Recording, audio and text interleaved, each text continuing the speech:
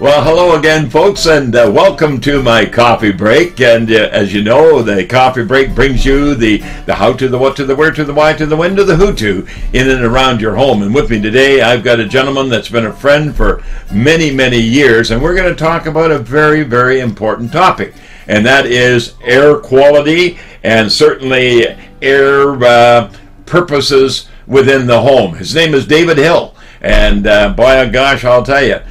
Going up a hill, I just heard that he's a dirt bike specialist, which blows me away because I didn't think he would get into that type of thing. David, nice to have you. Pleasure, Sean. And you know, David is a gentleman that understands not only the quality that you live within, air that is, inside your home, but also he's quite involved in the new British Columbia ventilation code. And David, I'm going to start out by saying, what the hell is it?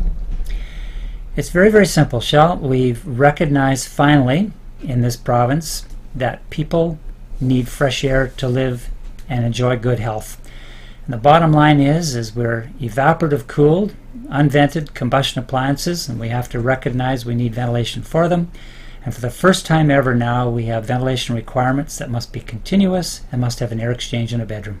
By golly, you know, now there is an interesting comment, folks, because how many years have you and I been talking on my TV program, radio program, that the body generates heat and there's no ventilation in the home? I mean, I got people phoning me, for goodness sake, saying, Shell, they tell me to leave my bathroom exhaust fan running, but why? It's costing me money.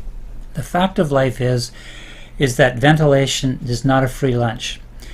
You want to make your house efficient as you can and ventilate it for its occupancy, and the simple fact of life is there's a capital cost and an operating cost to ventilate for people, and that's just a simple cost of doing business. Well, you know, back in the days when we were talking about you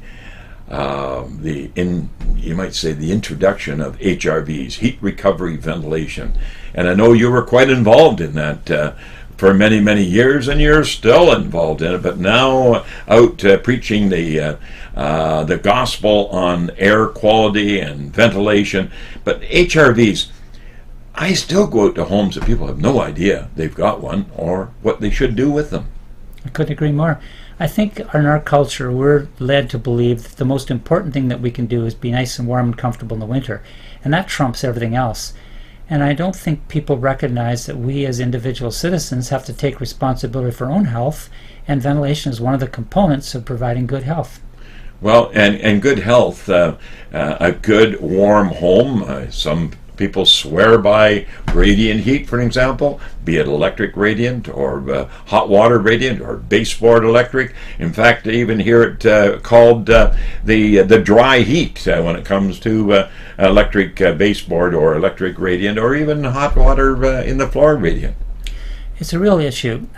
We straddle the ground from houses that are dripping wet with condensation of windows, mold in closets, and a real problem with high humidity, just like we also have houses that are so dry that you pat your dog and you get huge spark every time you touch its nose. Mm-hmm. And we live within these huge variation. The problem is that if you build a tight house, a properly built house that's truly separated from outdoors, like you're really building a good quality thermal environment, it confines the moisture of normal living and breathing and cooking and showering inside the house.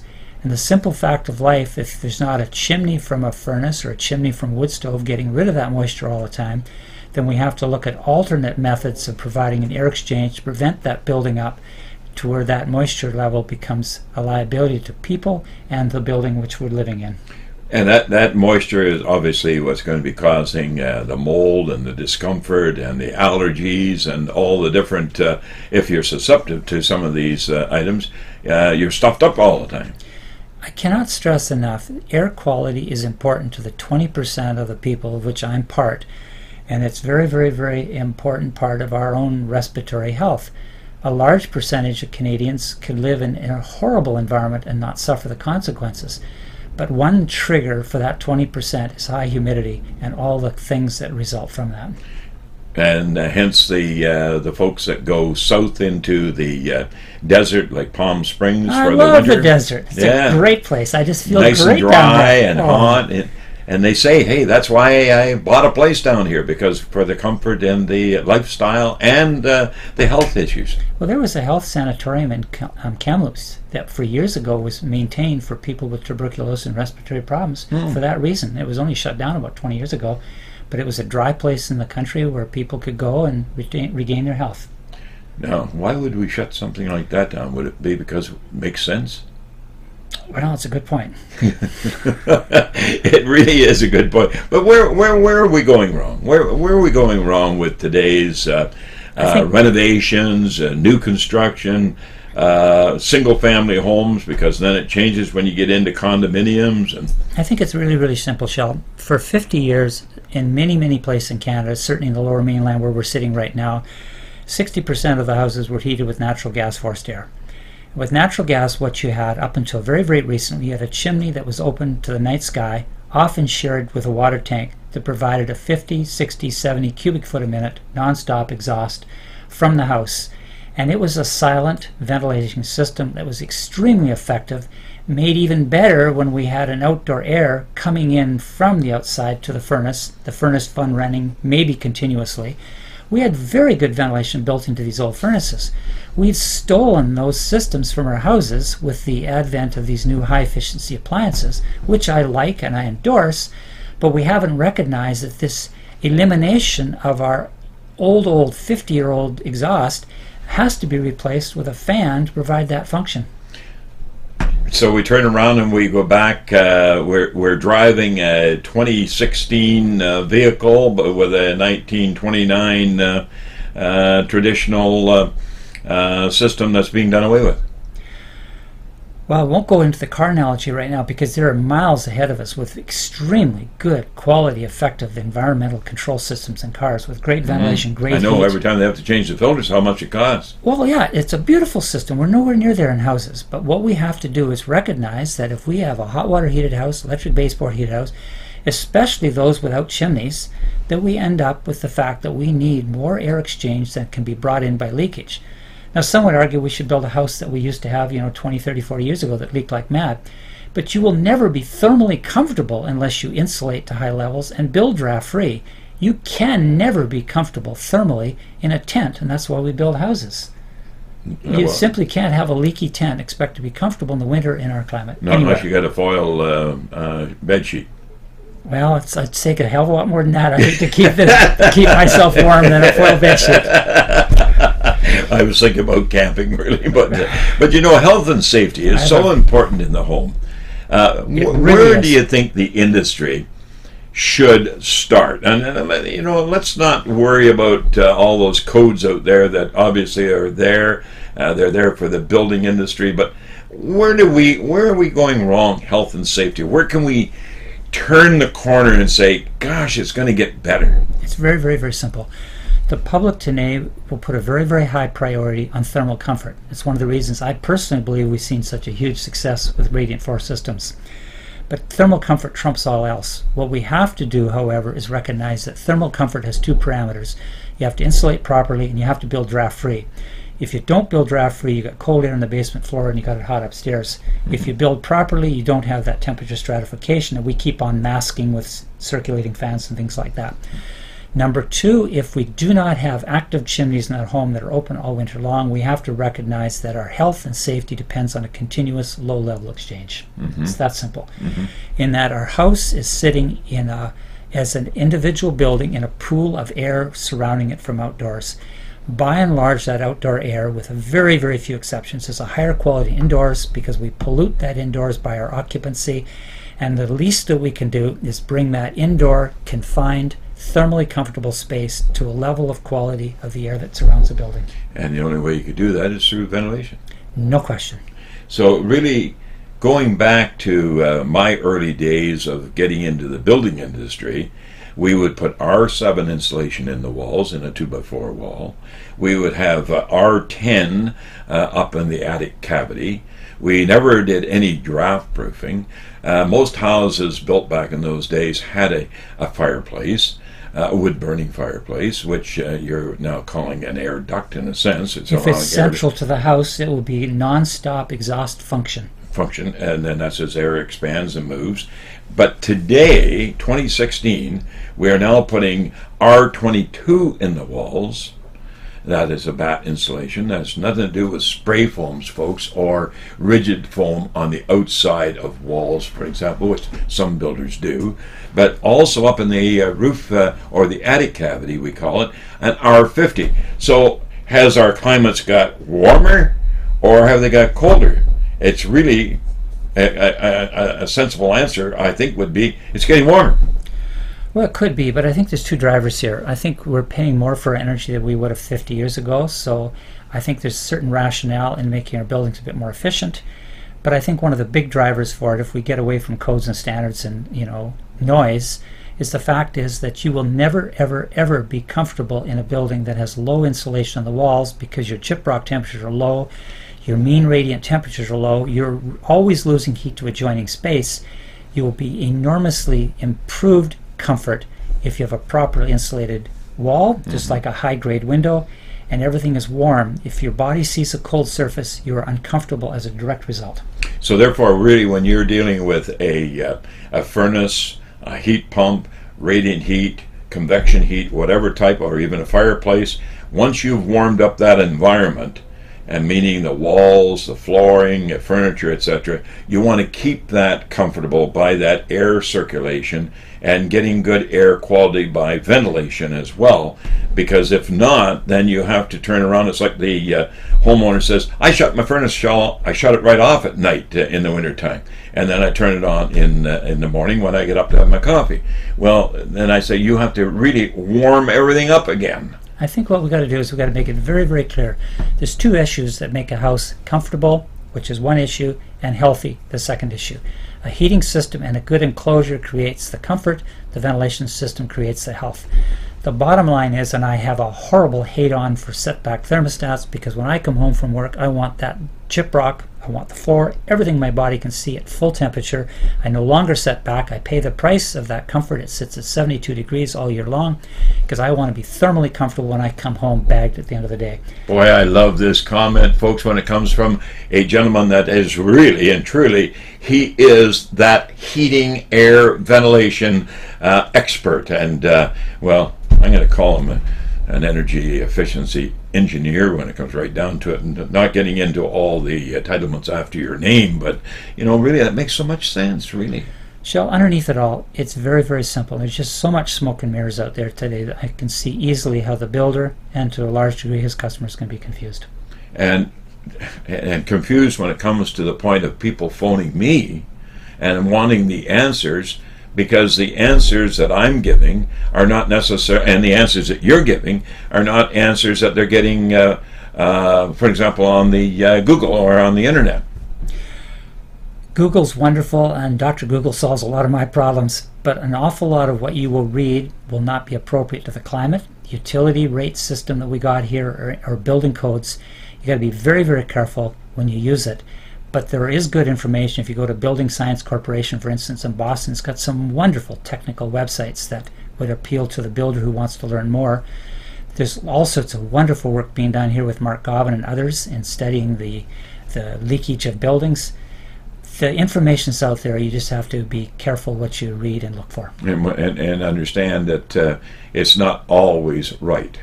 Absolutely not. You got to take it in context. Well, the new BC building code, ventilation code, and I found out today when you arrived that is British Columbia. Obviously, it's the BC code. What happens in Alberta and Saskatchewan and Manitoba and Ontario and back in the Maritimes and Quebec and Northwest Territories? What happens there? Well, the National Research Council is charged federally with the creation of the National Building Code, which is a model document that the territories and province can see fit to adopt if they want. In the case of BC, the ventilation section was homegrown because it was perceived to be better and better dealt with our problems. So in here we have a seismic difference, an envelope difference, and a ventilation difference. But our ventilation code, while it's complex to read in legal form, is very, very simple. It recognizes that people need ventilation, and we require a continuous system, and it must have air to a bedroom. And the national code is moving that direction. We just feel that ours is more practically written and more enforceable. And if it's not enforceable, it's a waste of time to put words on paper. Now, you mentioned in a couple of your comments about the bedroom, and that's the new ventilation code. When a ventilation code addresses bedrooms, exhaust, or are we dealing with air inflow or exhaust? The simple answer is that bedroom air exchange is required because it's a small room, people are in it for extended periods of time, the door's up and closed. In our code, and I've never thought about the fact, could it be exhausted to meet code? Basically, the fresh air is typically delivered. Of the 4 systems that we legally can use here, the bed is to derive fresh air. Although I suppose you could twist some of these systems and exhaust them. But typically, you want to exhaust your bathroom and supply the bedroom because you want the highest grade air into the bedroom where it's most important, and use your lowest grade, what we call transfer air, to remove air from the bathroom, where it can do the additional job of removing the moisture from the shower. Good point. And actually, what you're saying really is that airflow, as long as it's circulating, could be going in or going out, depending on what's coming in or going out on the other supply area of the home itself. Well, in BC, really we have a requirement for continuous exhaust. There are 4 methods by which you can put fresh air back in, but the fact is, in our code, we have requirements for both provisions. We had an interesting situation here back a few weeks ago where a homeowner had a bathroom and with the shower and the exhaust fan was right over the shower, and she could not stop the ventilation grill on the exhaust fan from dripping water, and it was coming from above in the cabinet of the exhaust fan. But she wasn't really prepared to accept the fact that it should be running 24/7 if required. And the question I'm going to ask, where do you stand with the dehumidistat that controls moisture levels in the home? Oh boy, that's a good one. One of the gentlemen on our ventilation committee that's very, very good at it is Steve Savage, that runs H. Nickel Heating, and he brought this exact question up to us here about 3 weeks ago. The bottom line is that really a ventilation fan today should be running nonstop. A small one running continually, because the problem is with a bathroom, it takes hours and hours and hours to dry the towel, the bath mat, the shower stall, the curtain, and everything else.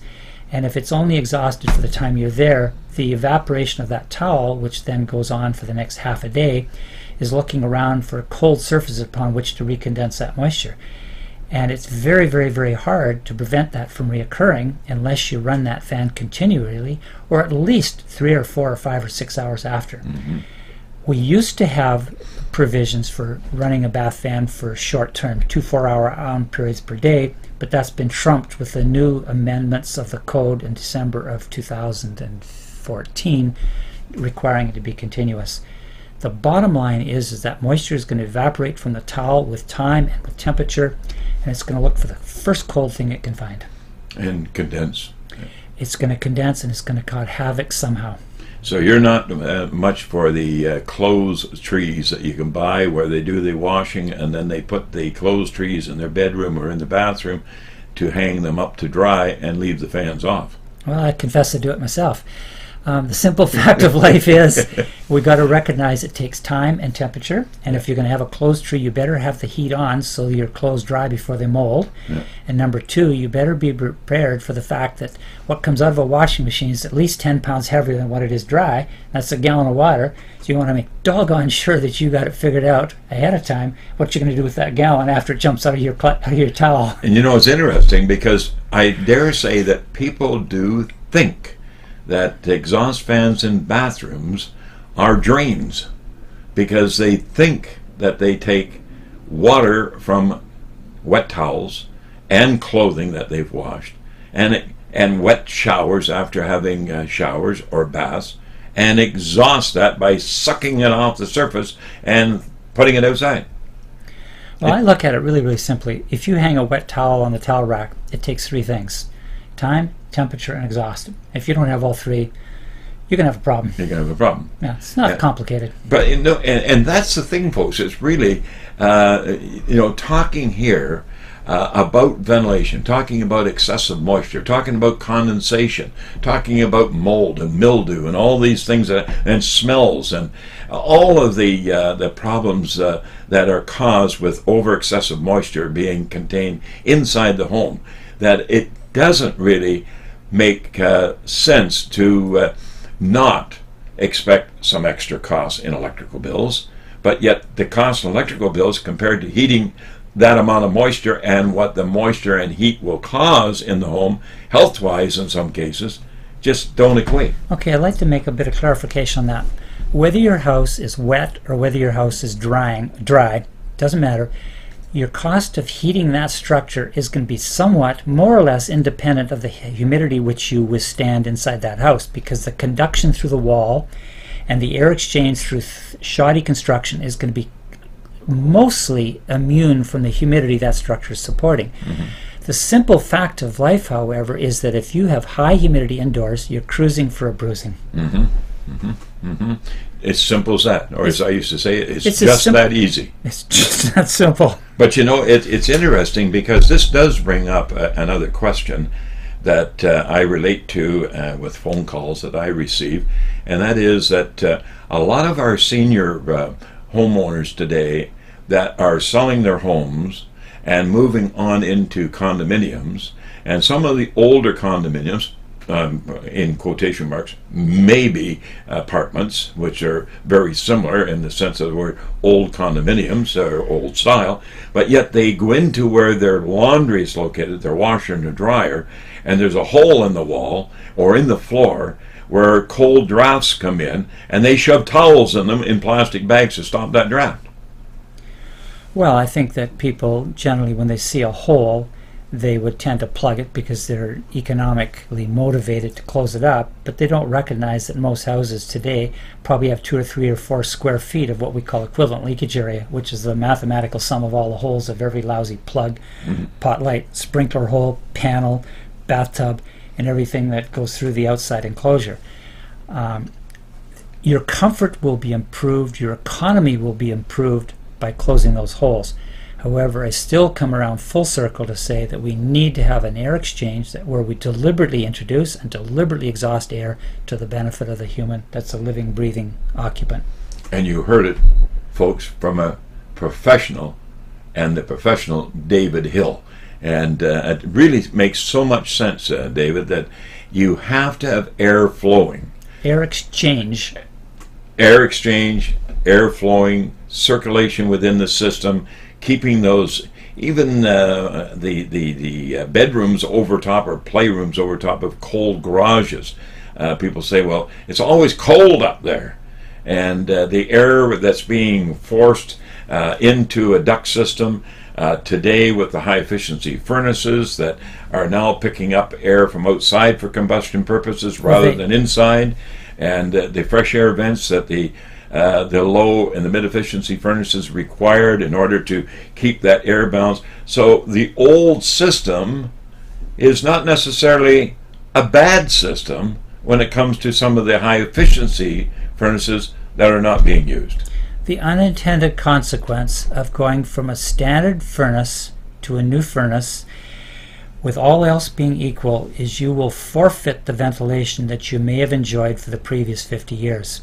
So there are common problems happening now when you convert from old to new, and again, I support the new technology, but you'll often have moisture problems if your house was on the threshold of having a problem before you made that upgrade. And those are the points that I find is so important, that ventilation, where we went wrong, or where we are going wrong, and what is high efficiency, and should we be closing up, for an example, fireplace chimneys with draft stoppers and the likes. So when people phone in and say, I can smell creosote, and there's a draft coming down the chimney and into the home, and you'll ask the question, well, you got a dryer, yes, it's exhausting, you got bathroom exhaust fans, they're exhausting. You've got a bathroom fan along with exhaust fans in your kitchen. All these are exhausting air, and then you're creating negative. Where's the air going to come from unless it comes down the chimney? Well, there's two issues that you brought up just here recently. The first one is a chimney. In the TECA manual, we differentiate between a chimney that's central in the house, which is typically feeding your furnace or serving your furnace and water tank, which is inherently safe because it's warm before you even turn on those appliances. Then you have our chimneys and outside walls, which are typical fireplaces, which is an idiotic place to put them and is now precluded. It's disallowed in the BC building code, at least as far as the appendix is concerned, because it's stupid because you cannot get a draft on a cold flue. But the other issue I want to make that's really key to this whole discussion is I want to make it really, really clear the difference between ventilation and circulation. Ventilation is an exchange of indoor air with outdoor air for the benefit of the occupants for their health. Circulation is a term that we use that is associated with heating and cooling and filtration, where you're taking existing air and going around and around in circles. That distinction, however, is blurred because in systems 50 years ago, when you had a circulation system, you also had an outdoor air intake. So you had ventilation and circulation that blurred that distinction. But today we must separate completely that which is ventilating for people and that which is circulating for the benefit of filtering, heating, and cooling. And that is really the whole reason for addressing this whole energy and the factor of exhausting and the change of air within the home to keep that quality there. Now, you didn't answer the question. I know you just forgot about it, but what about the dehumidifierstats on oh yes, exhaust fans? Dehumidistats. We had dehumidistats in the BC building code until I believe it was the 98 code cycle was taken out. And the two reasons why we took them out. The biggest reason is there was so much confusion around them. People mainly turned them off. So Exactly. They went to dial off and they weren't being used. But the simple fact of life is the intent behind the dehumidistat in the BC building code was it would, with the humidity spiked from occupancy, like cooking, showering, whatever, this dehumidistat respond, turn on the fan. The problem is that the humidity in a house is generally seasonal, and it would tend to rise in a non-air conditioned house to July, August, and run up to 60%, maybe even 70% in February. In a gas forced air old furnace type house in February would go down to 30%. So that big huge cyclical change meant that they would trigger in August and stay on all the time, which had huge public backlash from, and they would never trigger in the winter, which was the time of the year when you needed the ventilation to be triggered. So it was a non-functioning device for the purpose. So we in 98 went into 2 4-hour on periods as a way of trying to replicate a quasi-continuous system, which was a stepping stone to where we are today of requiring continuous. And you know, interesting is when I would go into homes that were being inspected for potential buyers, and you'd never find a dehumidistat on. They always shut off. And the reason why, and I'd ask the realtor, and in most cases they didn't know, other than they shut off because they didn't want the noisy bathroom exhaust fans being a deterrent on the person to buy. And it's confusing for the public too, because you save heat by turning your thermostat down, but you increase your heat by turning the dehumidistat dial down. It's really a confusing device when it had little technical merit. And while they were very low cost to bring in as a code issue, we took them out because the confusion and the disservice no longer warranted them being used. Well, and there's a booklet that's put out by Energy Minds and Resources called Keeping the Heat In. And I've always said to people that it's went from print to the CD-ROM, from there to the internet, and now it's back to print again, which I have a number of them always, and I give out to the homeowners that come into my office, and it's a great read, but it covers all that interesting information that we've discussed here today, and more, where you've brought the new BC code and ventilation code, that is, folks, and the importance of that change of air in the home. And incidentally, it does make a difference how many children you have and how many dogs and cats. It's a big factor. And how many times you run after the wife around the home. So that moisture has got to be taken care of. While we're on this topic, there's something else that's really, really important, is that ventilation is for people. It's not a mass construction defect. One of the biggest problems we have today, now that we more or less got at least in the West Coast, free of our above grade moisture problems from bad flashing, etc., is we got to recognize today that when you build in hard pan, you've got a footing that's sitting in undisturbed bearing, it's wicking water. So the ventilation that we build into the building code is based on bedroom count, which is an indication of occupancy. It's not there to solve construction defects. And if you got a house with wet feet, you got an unhealthy house right out of the starting gate, and we got to wake up to that fast. Boy, that's said by a pro, let me tell you, because you know, we could, you and I could have the greatest blog that we could put up on the internet, because you're so professional in putting concerns of the homeowner, from the wet feet of footings to the drying of the environment inside the home after having a number of children or a party or just a shower, 3 or 4 showers a day, for example, twice a day in some cases. So it's always a pleasure to have you with me. And David, will you come back? Sure. Because it's something, folks, that we cherish here. As I always say, good, better, best, why worry about the rest? When the good is better, the better is best. And that's the information that we like to put here on our podcast and also on our coffee break. So, folks, David Hill, thank you so much. It's a pleasure having you again here with me. And, folks, pleasure having you. Tell your friends. Do jump on to your telephone lines and call them and say, are you a member of AskShell.com? Because AskShell.com has the podcast, which you're listening to now, or possibly the coffee break, which is a video right now. But in all cases, it's educational and informational on the how to, the what to, the where to, the why to, the when to, the who to. Until next time, as you know, we love you all. Bye-bye for now.